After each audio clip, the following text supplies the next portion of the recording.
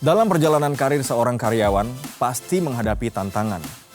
Seringkali hal tersebut membuat kita ingin menyerah dan merasa gagal.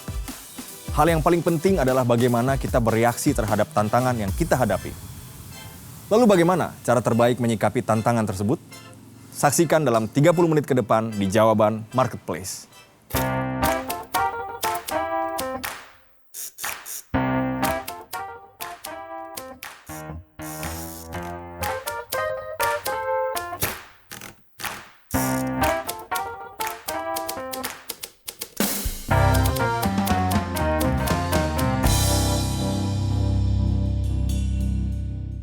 Jawaban Marketplace adalah program yang dihadirkan untuk memperlengkapi Anda wise people di dunia kerja dengan kebenaran firman Tuhan. Tapi sebelum kita lanjut lagi, kita akan mengajak wise people untuk subscribe di YouTube channel kita dan aktifkan tombol notifikasinya biar nggak ketinggalan update-nya. Dan juga wise people boleh ketik komentar di kolom komentar ataupun pertanyaan atau apapun itu. Dan juga boleh like program ini kalau memang wise people menyukai tayangan kali ini. Dan hari ini kita akan membahas sebuah topik yang menarik banget. Tadi kita udah tonton ya tayangannya ya. Tapi tadi saya lihat memang seru banget sih. Maksudnya dari tayangan itu saya melihat bagaimana seseorang tuh bisa struggle banget ya dengan pekerjaannya dan menghadapi orang-orang di sekitar ya, komentar-komentar lah. Betul. Atau deadlines dan apapun itu dan merasa kayaknya gagal gitu kayaknya dan rasanya lemah banget dan buat bangkit itu susah. Nah. Makanya hari ini topiknya adalah berani untuk bangkit ya. Berani untuk bangkit.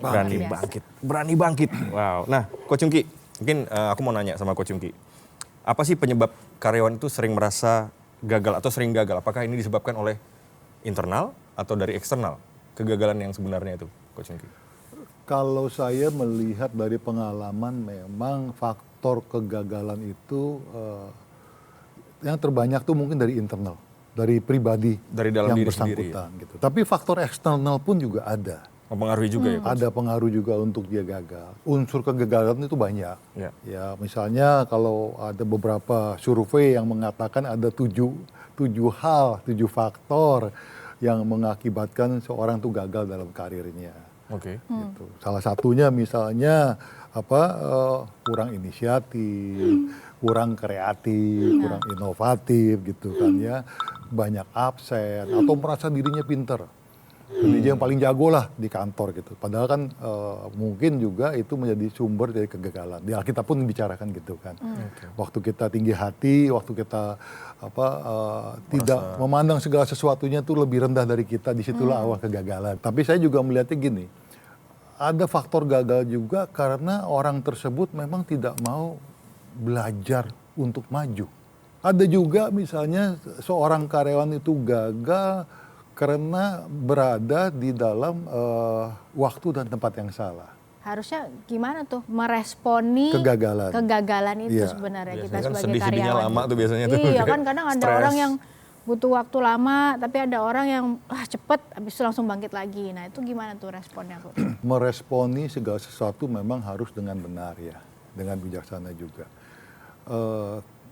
Kembali lagi kegagalan itu kan bukan something yang to be shameful juga. Iya. Ya, tapi kan kadang-kadang sakit kan, Coach, gagal itu. Sakit, tapi life must go on, move on gitu istilahnya. Kegagalan yang saya alami kalau dalam berkarir ya, saya, memang ada satu titik di mana saya itu mengambil satu offering atau jabatan, dasarnya itu karena pengen jadi manajer. Jadi ini awal-awal karir saya nih. Ya. Ada penawaran dari saya judulnya dulu pekerjaan saya pertama itu adalah asisten sales manager, walaupun itu bicaranya mengenai karyawan bagian sales lah istilahnya.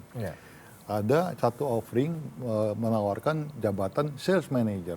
Oh, kepengen dong gitu kan, paling nggak juga dari segi kompensasi juga lebih baik lah karena manager. Jadi saya jump to that wagon. Dan setelah saya jump dalam wagon tersebut, ternyata saya menyadari bahwa saya berada dalam industri yang salah.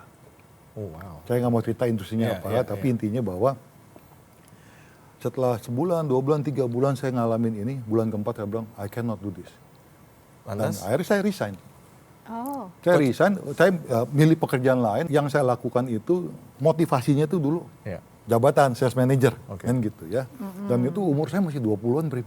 Jadi sales manager kan bangga bener gitu, tapi intinya ternyata menyadari bahwa ini bukan industri yang saya bisa bangun karir saya. Nah, menurut Coach Yungki gimana tuh mengatasi orang-orang yang mungkin pernah mengalami trauma untuk bisa bangkit dan mengatasi itu tadi, trauma dan berani mengambil resiko untuk ke depannya, berani melangkah lagi. Ya, yang pertama sih mungkin saya lihatnya tadi kita bicara mengenai reaksi. Ya. Jadi sudut pandang yang kita pakai untuk lihat kegagalan ini seperti apa.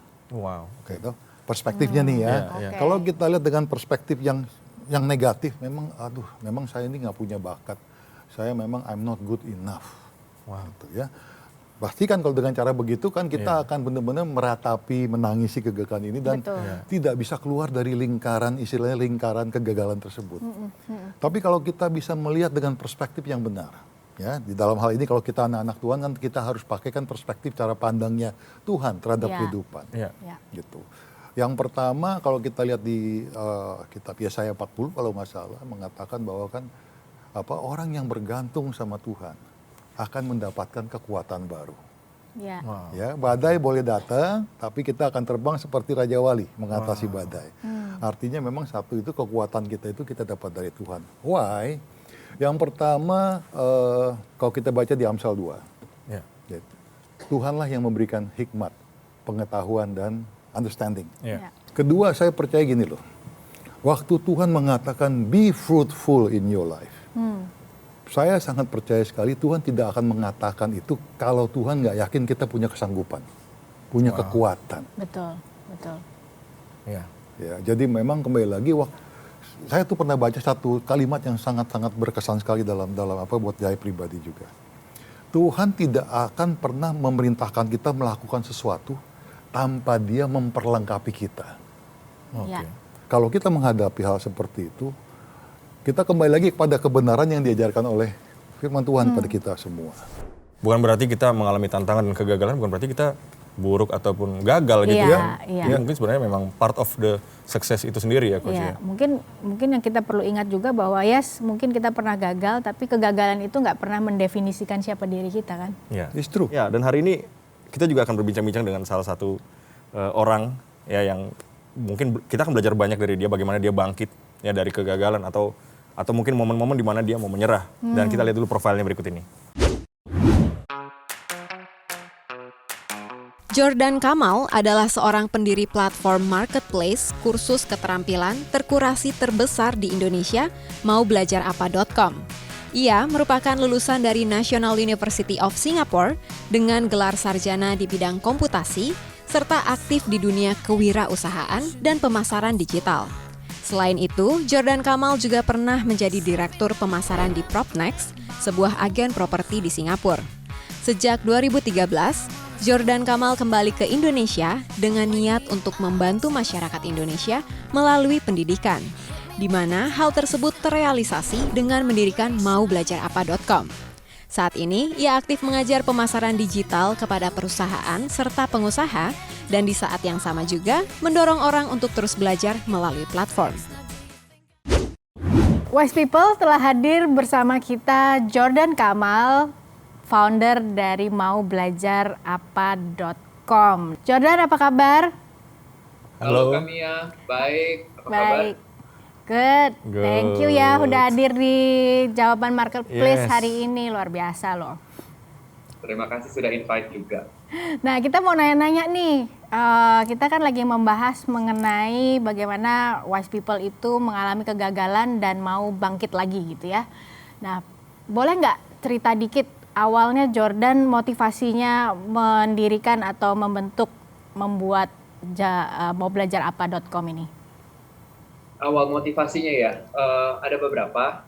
Jadi memang 10 tahun yang lalu ketika Papa meninggal ya waktu itu, Papa pernah bilang sih kalau sembuh dari kanker pengen banget membangun sebuah sekolahan. Jadi itu menjadi sebuah pikiran ya. Ketika Papa meninggal, aku bilang wah karena mimpi Papa nggak kecapaian, ya udahlah aku aja yang nanti aku suatu saat kalau punya duit, punya waktu, ya kan, punya kesempatan, aku pengen bangun sebuah sekolah. Kedua, itu ketika memang saya di Singapura waktu itu ya, saya pernah ikut kelas yang pernah mengubah hidup saya. Jadi di mana itu kelas itu sebenarnya di luar sekolah. Kelas-kelas yang seperti kayak digital marketing waktu itu belum banyak ya. Jadi waktu itu kan saya kerjanya sebagai property agent, tapi 3 tahun saya struggling. nggak pernah close deal, kok susah banget gitu kan. Terus waktu itu tahun 2012, pas juga papa di tahun dimana papa almarhum meninggal, saya di encourage lah untuk ikut kelas gitu. Nah, kelas itu harganya $3.000, mahal banget kan. Tetapi aku disponsor sama teman saya, dan ketika aku ikut kelas itu hanya 3 hari, cukup 3 hari itu cukup banget untuk mengubah pikiran saya, dan saya terapin apa yang saya pelajari dalam 1 bulan. Saya menjadi saya menjadi seorang top producer. Nah, dari sana akhirnya saya pikir kok bisa ya dalam dari kelas yang simple aja kok saya bisa kayak mengubah hidup saya dalam 1 bulan gitu. Nah, saya udah langsung nih punya sebuah motivasi, wah one day kalau misalnya kelas-kelas ini bisa aku terapin misalnya di Indonesia, banyak banget orang akan hidupnya juga diubah. Gitu. Nah itu terus yang ketiga, yang terakhir adalah ketika adik saya waktu itu kita balik dari Singapura juga kan karena papa meninggal.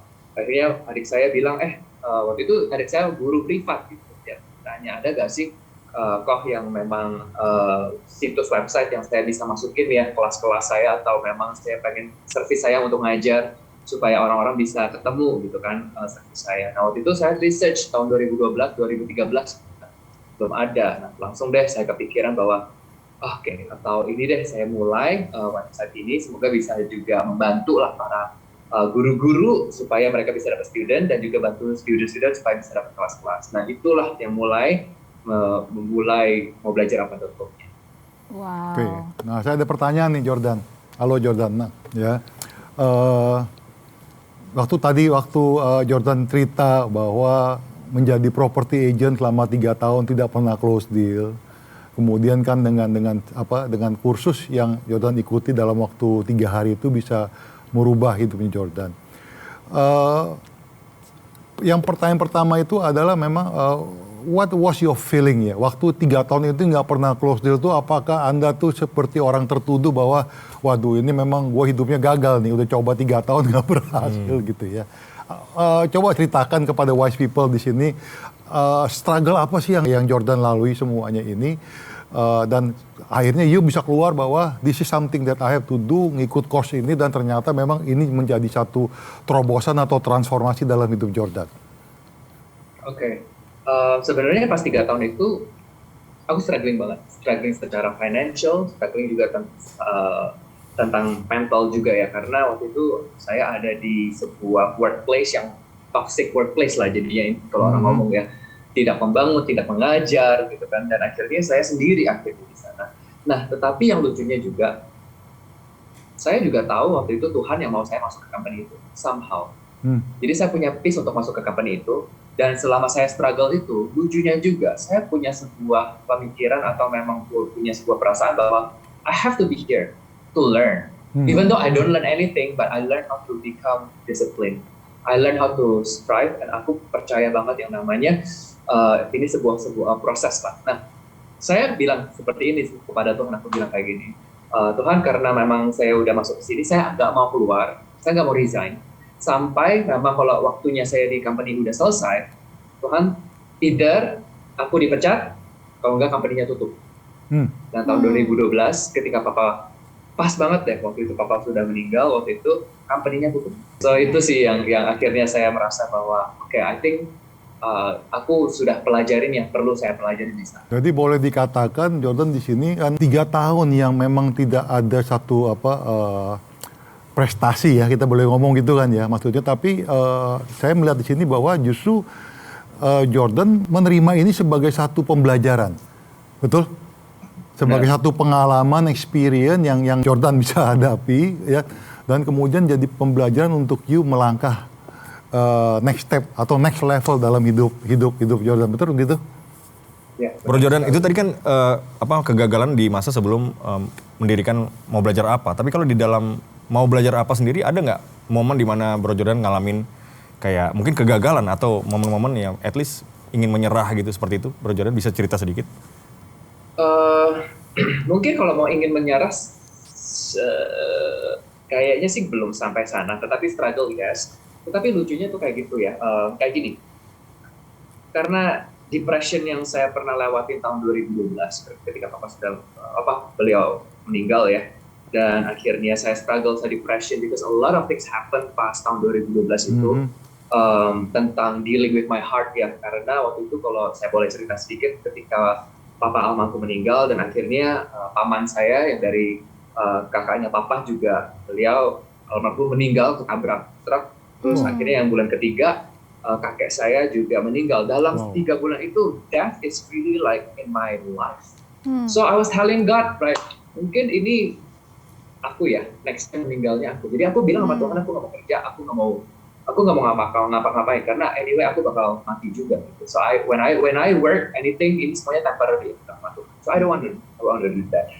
Tapi amazing banget ya. If you know my story, something happened, supernatural thing happened in my life.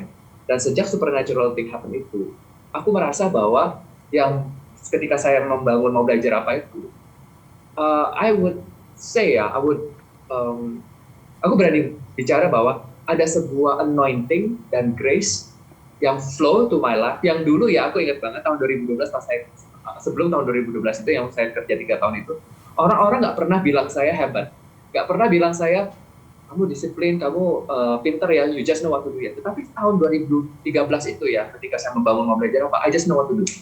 Aku harus bangun tim, aku harus kayak ini, harus kayak ini, harus kayak gini, aku harus kayak gini. Aku tahu bagaimana cara leading company startup dengan nol.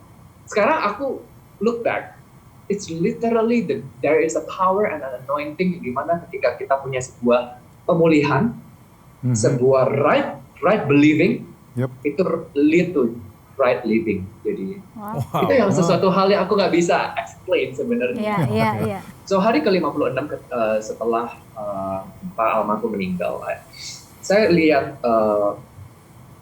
dia balik. Saya lihat dia ngintip di kamar saya. What you mean? Dan saya pikir kan, like, the spirit, his soul, I think his soul or spirit, pokoknya dia balik, dia ketemuin aku. Karena waktu itu aku tuh sangat depressed, right? Nah, aku kira aku halusinasi gitu. And then tiba-tiba 3 days later, my mom juga bilang, John, 3 hari yang sebelumnya aku lihat Papa loh, kayaknya Papa balik gitu kan. I asked what time?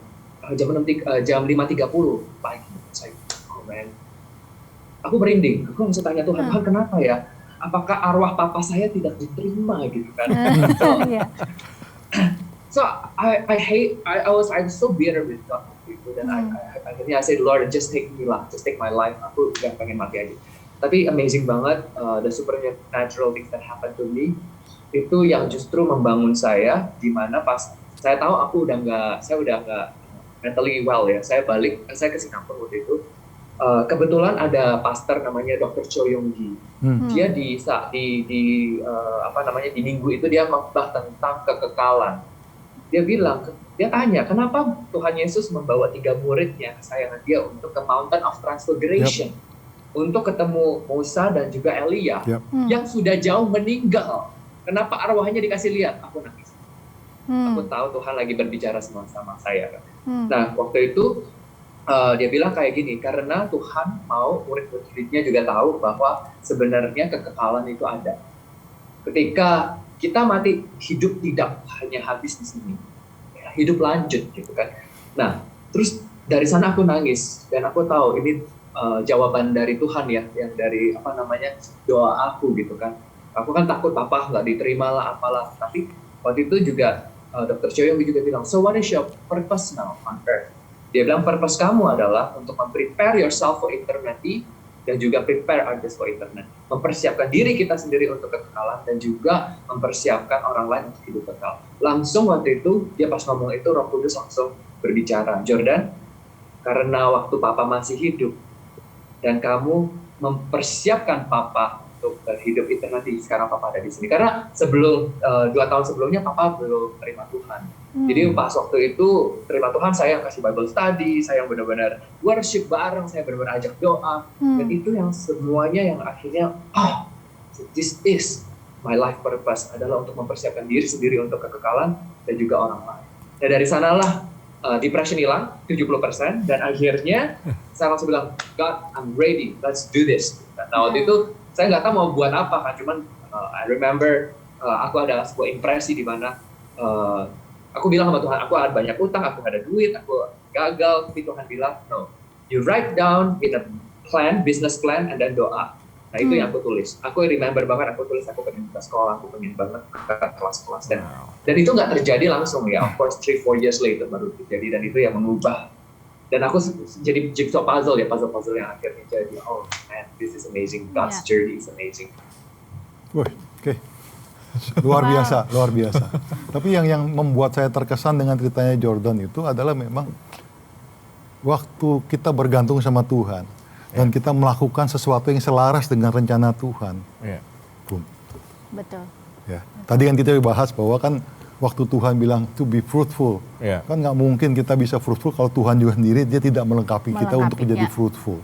Artinya memang Tuhan itu tidak pernah menyuruh kita melakukan sesuatu tanpa dia juga melengkapi kita dengan sesuatu untuk kita bisa berjalan di dalam rencananya dia. Dalam perjalanan membangun bisnis, bikin kelas-kelas online gitu kan pasti nggak mudah ya. Tadi seperti yang Prima tanyakan juga, pasti ada tantangan, mungkin nggak sampai menyerah, sampai give up gitu. Tapi gimana waktu menghadapi tantangan-tantangan itu yang pasti banyak juga mungkin penolakan-penolakan juga mungkin ya yang Jordan hadapi, yang membuat Jordan itu nggak mudah menyerah. Kan pasti walaupun punya kayak spiritual experience gitu ya, jelas maunya apa. Tapi begitu melihat penolakan, melihat tantangan besar dan lain sebagainya, gimana menyikapi ya? Ada tips-tips ya buat para wise people yang mungkin juga menghadapi tantangan ya dalam pekerjaannya. Right, okay. Kalau untuk dari misalnya tantangan sih, for me challenges is always good. Justru ketika kita punya bisnis gak ada challenges, aku langsung bertanya. Jadi kita nggak bertumbuh ya, karena challenge problem is always for us to grow kan. So that's how we grow gitu. Nah itu nomor satu. Jadi nomor satu ya kita juga udah harus punya sebuah hati yang mempersiapkan bahwa when you're in business ya it's about problems, you're about solving problems. Kalau kamu nggak mau solving problems ya nggak usah di bisnis kan. Anyway life has a lot of problems anyway. So ya itu harus menerima ya. Terus nomor dua adalah saya juga memikir bahwa apa yang problems yang challenges di depan itu nggak mungkin besar banget karena Tuhanku yang besar gitu loh. Nggak mungkin bisa. Like in a way that there are a lot of impossibilities juga yang akhirnya saya rasa kok bisa ya. Kok akhirnya Tuhan yang jalanin gitu. So how do I do that ya? Actually because aku dari awal juga dari muda juga memang muda di dalam Tuhan dan aku ikut sekolah teologi dan lain-lain dan gereja saya waktu itu memang equip saya dengan pas banget lah. I think my church last time in Singapore udah ikut saya sebagai jadi leader. Jadi pas ketika saya membangun bisnis, semua itu kingdom value itu semuanya saya terapin di company saya sampai sekarang. Dimana kingdom value itu akan, I would really say this ya, dengan kingdom value yang ada di perusahaan akan meminimalis challenges yang tidak penting. Oke. Wow. Right? Contoh, let's say if kita benar, kita harus bayar pajak, kita nggak bohong, kita gitu. Itu problems yang nggak necessary itu nggak datang. Jadi I experience challenges yang only God can help me fight. Jadi it's not a challenges yang karena my consequences ya. Ada problems yang karena kesalahan dan kebodohan aku ada. Gitu kan. Cuman kita nggak ke sana dan kita tuh very firm on God's values, integrity dan lain-lain. Dan ketika ada problems yang lucu, yang contoh misalnya kita kan lagi ada di politik ya, program politik ini ya, government project ini, itu a lot of things that we cannot control. Tetapi karena aku tahu this is not my battle, it's the Lord's battle, akhirnya a lot of supernatural things happen juga karena this is the Lord's battle. Gitu. Jadi aku punya sebuah security di mana aku juga bilang tadi, Tuhan, kayak kemarin lah, like when I got COVID kemarin itu 7 hari aku sempat depresi dan darkness came over me. Banyak bisikan-bisikan setan lah yang bilang kamu bakal fail dan lain-lain. Tapi aku bilang sama diri, Tuhan, even mau belajar apa dan kamu fail, it's okay. Because the true identity yang I have in you adalah I'm a child of God. I'm not the CEO of belajar apa. I just want to become at the end of the day ketika aku mati adalah I want to hear God say, well done, my faithful servant. Itu purpose-nya, bukan jadi CEO. Jadi aku lumayan kayak udah kalau fail, tapi kalau aku bisa fight, aku fight. But I will not fight until berdarah sampai aku punya mental health lah, sampai enggak. Because I call God, when I start this business, it's all about you. You open the doors, kalau tutup berarti udah selesai. Coach Yungki, Coach Mia, ini ada pertanyaan dari Wise People nih, Nah, dari sosial media. Mungkin kita tanyakan ke Bro Jordan dulu, baru mungkin Coach Yungki juga boleh melengkapi ya. Iya. Ini pertanyaan seperti ini, menyangkut berhubungan tentang kegagalan ya. Katanya bagaimana saya harus membedakan antara tidak menyerah atau memang itu bukan bidang kita, seperti itu, Bro Jordan. Kalau aku tuh hidup, whether it's for business, relationship, friendship, whatever, aku tuh tergantung banget sama Roh Kudus. It is written that they who walk in the Spirit are called the children of God. So if you are the children of God, you will walk in the Spirit. And if you are the children of God, you will hear His voice. Dan dari sana tuh aku punya sebuah wisdom, atau misalnya aku tahu lah bahwa ini proyek ini akan jalanin atau kapan yang aku harus tutup. Aku tahu di dalam hati itu yang Tuhan kasih. Kayak contoh kayak kemarin sebelum mau belajar apa, aku udah tahu bahwa I will not do this forever. Before mau belajar apa, sebenarnya aku sukses di properti. Jadi tahun 2012 karena ikut kelas, akhirnya kan saya sukses tuh di properti itu. Dan duitnya tuh banyak banget. Aku nggak usah ngapa-ngapain, duitnya tuh flowing banget gitu loh. Kayak wow, every month like ratusan juta, aku nggak usah ngapa-ngapain. Tetapi ada sebuah hal yang di dalam hati saya kayak, but this is not you. This is not what you're doing. This is not what you're born to do. Aku tahu, aku struggle banget biarpun I told God, enaknya duitnya ya, tapi kok somehow I feel this is not the thing that I have to do. Ketika aku bangun mau belajar apa, kan turun lagi tuh, udah gak ada penghasilan dan lain-lain. Tapi ada sebuah suara yang kasih tahu, I was born to do this. I'm born to do this. Even until today, aku bilang I'm born to do this like right now. Jadi itu ada sebuah suara Tuhan kayaknya, atau ya orang luar bilang itu kampas lah, yang merasa bahwa okay, this is the time to start, this is the time to go. Gitu sih. Nah Jordan, ada tips nggak nih buat para wise people yang sebagai karyawan di kantor yang sedang menghadapi kegagalan, ya mungkin mereka juga hampir menyerah, bahkan mungkin mengalami trauma, sehingga mereka punya mindset karena gagal bolak-balik gitu ya, punya mindset ya udah deh jadi karyawan yang biasa-biasa aja gitu, cari jalan aman gitu ya, jadi nggak perlu kasih ide yang gimana-gimana, toh nanti ujung-ujungnya ditolak lagi, trauma lagi, gagal lagi dan lain sebagainya. Ada tips nggak dari Jordan nih sebagai karyawan nih, gimana menyikapi kegagalan-kegagalan yang mereka hadapi? Ada sih, balik lagi ke Kolosius 3 ya, Colossians 3, if I'm not wrong ya. Dia bilang kalau kita kerja, make sure kita kerjanya itu bukan ke bos ya. Kita penuh hatinya itu kerjanya ke Tuhan. So, tadi aku baru dengar satu sermon, bagus banget. Dia bilang at the end of the day, orang Kristen tuh seharusnya belajarnya apa? Bukan belajar tentang teologi, harus belajar tentang business management. Karena everything that God gives is about management. Dia bilang apakah pas even in the beginning, di Garden of Eden, the first job that Adam has to do adalah memanage. Memanage all the things that God has given them. Betul. So, at the end of the day kita tuh harus tahu ya apa yang kita dikasih ya, kerjaan, keluarga, bisnis, atau memang kalau kita karyawan ya dikasih kerjaan. Itu sebuah hal yang kita harus bisa memanage, dan kita tahu memanage itu bukan cuma kayak karena bos lihat baru aku buatin. If you want to be excellent, treat your job, treat your work as you're working for the Lord. Give your best gitu loh. And aku sering banget kasih tahu karyawan aku bilang kayak gini, aku sebagai manusia, sebagai bos kan aku masih manusia. Mungkin ada certain people yang di sini yang super hardworking, ya, aku nggak kelihatan karena you work behind the scene, aku nggak kelihatan. Tapi trust me, when you work for the Lord. And ketika aku sebagai manusia gagal, Tuhan yang akan mempromosikan kamu, bukan aku. So learn that. Gitu. Itu yang aku kasih tahu staff aku sih. Luar biasa. Aduh, luar biasa ya ini. Tapi luar biasa hari ini. Luar biasa. Thank you ya. Jordan. Thank you ya. For your sharing. sharing. Dan saya rasa sih banyak sekali wise people yang sangat-sangat diberkati. Ya. Pasti. Wise people, kali ini kita belajar bahwa kegagalan bukanlah sebuah akhir, namun sebuah batu loncatan untuk kita bisa menjadi lebih baik lagi. Dan saat ini saya ingin mengajak Anda untuk melakukan evaluasi apakah Anda seorang yang mudah menyerah atau seorang pejuang. Anda hanya perlu menjawab dengan iya atau tidak untuk pertanyaan berikut ini. Apakah Anda cenderung menyalahkan orang lain ketika mengalami kegagalan? Apakah Anda sering berpikir untuk mengundurkan diri ketika Anda harus bertanggung jawab atas gagalnya sebuah proyek? Apakah Anda sudah merasa puas dengan diri Anda dan tidak perlu memperbaiki diri? Apakah Anda mengalami trauma karena kegagalan dan tidak pernah mau mencoba kembali?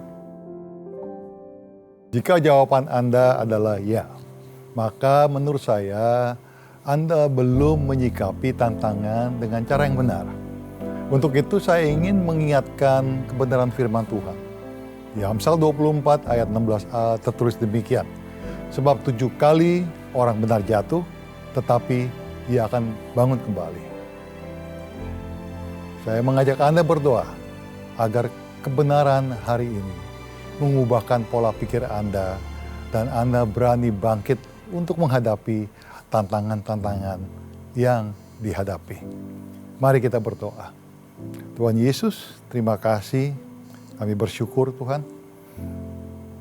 Kami belajar hari ini mengenai bagaimana menyikapi kegagalan dengan benar. Kami belajar untuk bangkit. Kami belajar untuk tidak terpuruk dalam problema kegagalan yang kami hadapi, tapi kami bangkit karena kami tahu Engkau akan selalu ada bersama dengan kami. Engkau juga akan memberikan kekuatan yang baru pada kami untuk kami bangkit. Dan kalaupun kami harus jatuh berkali-kali, firman-Mu mengatakan 7 kali orang benar jatuh, Tuhan pasti mengangkat dia kembali. Kami serahkan semua perjalanan kami ke depan ke dalam tangan-Mu Tuhan. Dan kami tahu kegagalan hanyalah langkah kami untuk mencapai sukses. Dan kami tidak takut gagal Tuhan, kami mau belajar dari kegagalan kami dan menjadi orang-orang yang lebih berhasil lagi dalam hidup kami. Dan terima kasih Tuhan, Engkau telah memberikan hikmat ini kepada kami semua dan kami percaya Tuhan, bersama dengan Engkau, kami akan lebih luar biasa lagi dalam perjalanan karir kami. Terima kasih Tuhan Yesus, di dalam nama-Mu kami sudah berdoa dan mengucapkan syukur kami. Amin. Nah, bagi wise people yang ingin didoakan atau ingin berbagi pengalamannya, silakan hubungi Sahabat 24 di nomor telepon yang tertera di layar Anda. Ada tim kami yang siap untuk mendengarkan pergumulan Anda dan berdoa bagi Anda. Buat wise people yang ingin tahu lebih detail seputar permasalahan di kantor dan menemukan jawabannya, atau ingin belajar tentang bagaimana menemukan Tuhan atau memiliki hubungan dengan Tuhan, wise people bisa mengunjungi portal kami di www.jawaban.com. Dan bagi wise people yang masih menyimpan rasa ingin tahu berkaitan dengan episode kali ini, serta ingin bertanya kepada Coach Yungki maupun saya, silahkan berikan pertanyaan Anda di social media kami.